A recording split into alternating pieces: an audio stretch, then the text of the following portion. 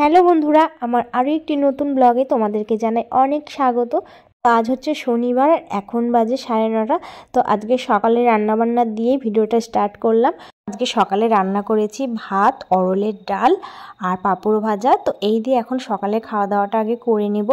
তো আজকে ঘুম থেকে উঠেছি 8টার দিকে, একটু দেরি করে ঘুম থেকে উঠছি। তো ওই জন্য না সকাল থেকে আজকে আর ভিডিওটা স্টার্ট করিনি। ঘুম থেকে উঠে সকালে কাজকর্মগুলো করে তারপরে অনেক জামা কাপড় আজকে কাচাকাচি করছি। তারপরে ভাবলাম যে একবারে স্নান করিনি, এমনিতে দেরি হয়ে গেছে, আর এখন যদি না স্নান করি আবার স্নান করতে অনেক বেলা হয়ে যাবে। তো ওই জন্য স্নান টান করে নিচ্ছি, নিয়ে পূজাও হয়ে গেছে।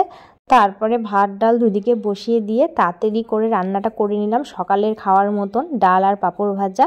তো ওটা দিয়ে সকালে সবাই খাওয়া দাওয়া করেছি। আর আমার হাজবেন্ড চলে গেছে কাজে, আর মেয়ে আজকে স্কুল যায়নি। তো সকালে খাওয়া দাওয়া করে এতক্ষণ রোদে বসে বসে সবজিগুলো কেটে নিলাম। তো সবজিটা কেটে চলে আসলাম ঘরে।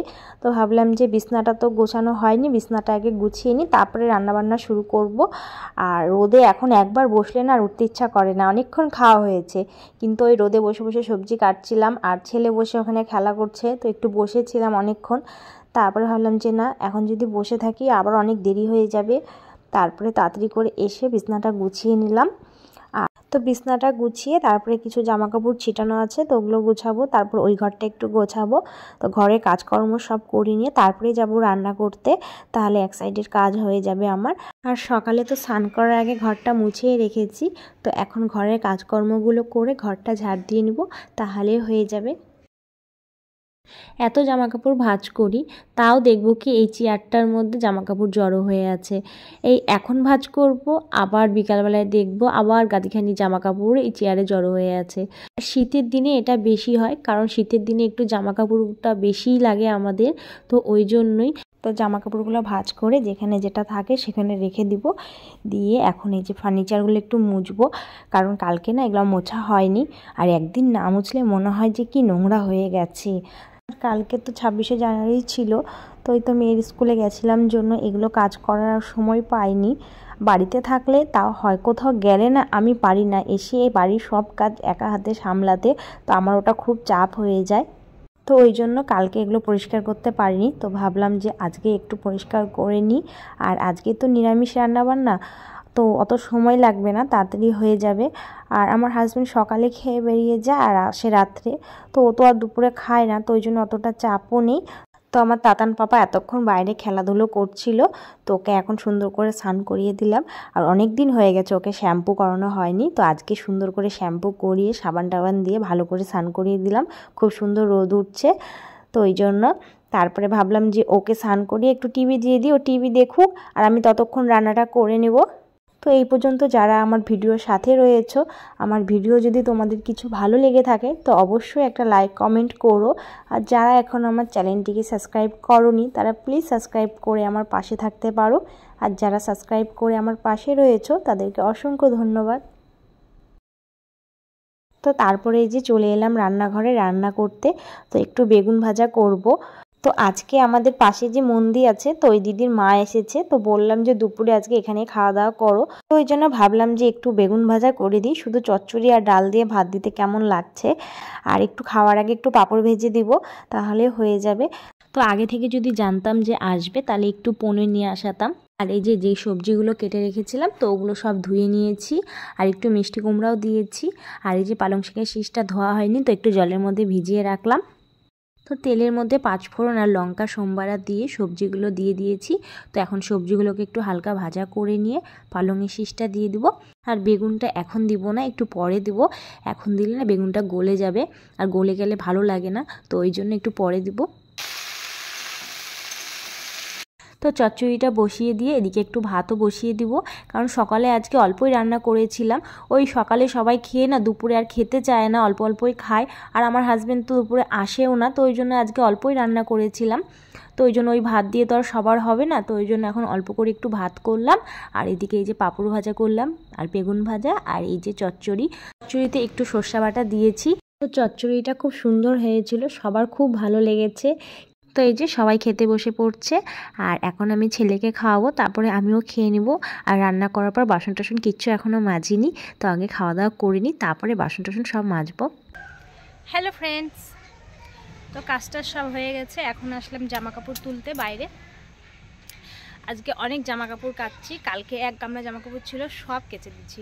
তো সুন্দর সব শুকায় গেছে। আজকে রোদটাও এত সুন্দর উঠছে, খুব সুন্দর রোদ উঠছে। তো এখন জামা কাপড়গুলো তুলবো। আর ছেলেরও খাওয়া হয়ে গেছে, ছেলেকে ঘুম পাড়াবো।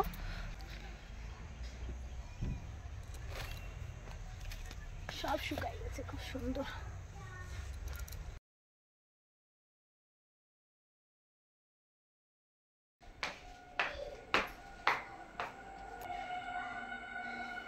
তো জামা কাপড়টা তুলে রেখে আসলাম হচ্ছে আমাদের বাড়ির পাশে, যে বাড়িতে কালকে গোপালের পিকনিক হবে। তো ওখানে তো দক্ষিণেরা দেওয়া হয়েছিল না, তো ওটাই দিতে আসলাম। আর দেখছি যে সবাই সবজি টবজি বানাচ্ছে কালকের জন্য, বাঁধাকপি কাটছে, আলু কাটছে। তো ওখানে একটু কিছুক্ষণ থাকলাম।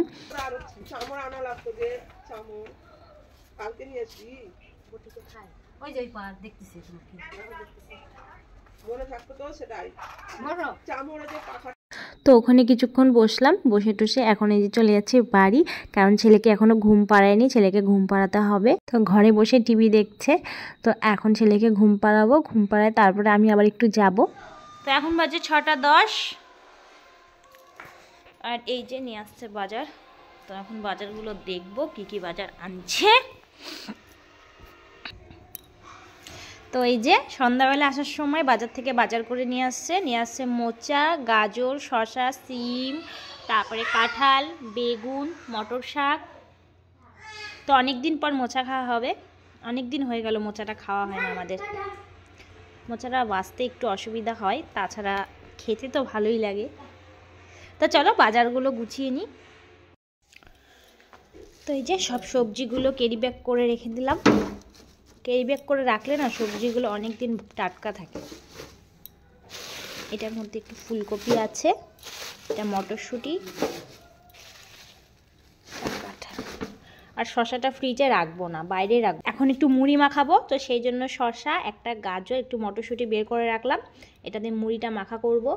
আর শাকটা এখন বেছে রাখবো, কারণ এখন হাতে অনেক সময় আছে, এখন সেরকম কোনো কাজ নেই। তো ওই জন্য এখন শাকটা বেছে রাখবো আর মোচাটাও বেছে রাখবো। তো তারপরে এই যেদিকে 4 কাপ চা করলাম আর মুড়ি মাখা করছি, অনেকটাই মুড়ি মাখা হয়ে গেছে। তো এখন সবাই চা আর মুড়ি খাবো।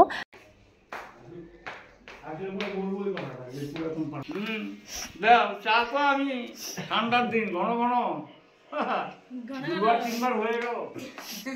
মুড়িটা নিয়ে আয়, বিস্কুট নাই আজকে, দুঃখের ব্যাপার। একটু মুড়িটা পরে খাবা? আমি মুড়ি খাবো না, সেই করে মাখাইছি। কিছু খাবো না আমি মুড়ি খাই না, আমি এমনি চা খাই। তোমার বেটা বিস্কুট পারলো না আজকে, তো কেমন হলো? আমার বলে কিছু নাই, সব পার। তাহলে ভগবান চুরি করতে যাবে না, গীতার মধ্যে তো সবই লেখা আছে। আজকে এই সময়টা আমার কোনো কাজ ছিল না সেরকম, তো ভাবছিলাম যে চা মুড়িটা খেয়ে মোচাটা শাকটা বেছে রাখবো। কিন্তু জেঠু এত সুন্দর গল্প ধরেছে, মানে গল্প থেকে উঠতে ইচ্ছা করছিল না, এত সুন্দর সুন্দর কথাগুলো বলছিল, শুনতে খুব ভালো লাগছিল। তো ওই জন্য আর শাকটাও বাছা হয়নি, মোচাটাও বাছা হয়নি। তো চলো বন্ধুরা, আজকে ভিডিওটা এখানেই শেষ করছি। সবাই ভালো থেকো, সুস্থ থেকো। তো আজকের মতন টাটা, গুড নাইট।